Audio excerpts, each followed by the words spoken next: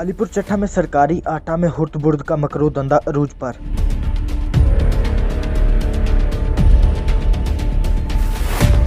Subsidy वाला सरकारी आटा गरीबों को देने की बजाय होटलों और दुकानों पर फरोख्त।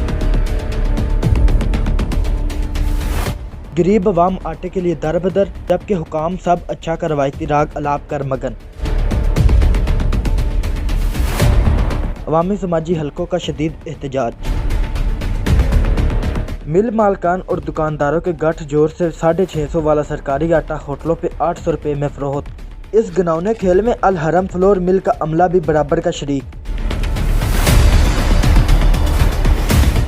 मीडिया ज़राए के मुताबिक अल हरम फ्लोर मिल्स का कोटा 600 थैला रोजाना का है, जबकि मिल से सिर्फ 400 थैला ही भेजा जाता है और 200 थैला की वहीं पर कीमत डाल दी जाती है। शहर के अक्सर होटलों में भी सब्सिडीज वाला ही इस्तेमाल होता दिखाई देगा। शहरियों ने हुकाम बाला से इस अंधेर नगरी चौपड़ राज के खिलाफ कार्रवाई का मुतालबा किया है।